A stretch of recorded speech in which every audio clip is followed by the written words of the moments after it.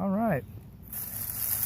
Here we are here looking for little fungi of the forest, and right here we have what they call a Scarlet Cup, and this fruits early in spring, even though I see these probably the most out of that next to some of the we'll just say polypore bracket fungi.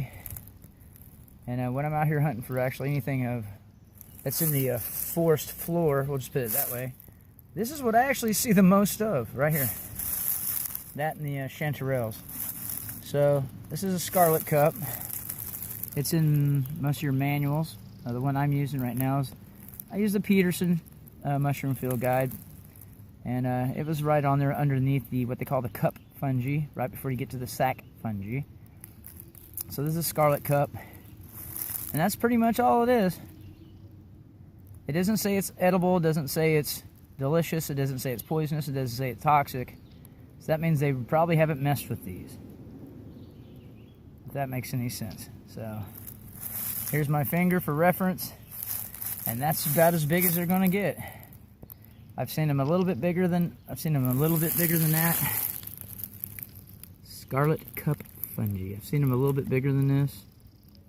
And let's see if I can get something steady here for a change, right? Yeah, Glenn, come on, you got a decent camera. Scarlet Cup Fungi. Fruits early spring. It doesn't say if it's poisonous, it doesn't say it's toxic. It doesn't list it as edible, and it's one of those ones that has a blank next to it, so I guess that would be, well, anybody feel froggy? Which is probably a dangerous thing to do. But as you notice, there's the size reference, about as big as my finger. Gets a little bit bigger than that. And no, we don't know if these are edible or not because we've never eaten them. And it's listed in that manual as a, like I said, there's a blank next to it. Usually there is something there like skull and bones, or, you know, has a little cupcake with a slash through it. Like, no, not very tasty. Not a good treat for you to eat.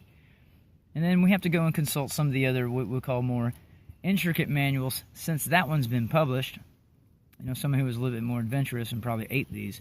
I'm thinking that I'm going to have to say it's going to be one of those things that you should take with a grain of salt. I'm not talking about putting salt on them. Dang, come on, Glenn. You got a good camera here and you can't see it. So, yep. But we'll do a little bit more research on these two when I got the time this week.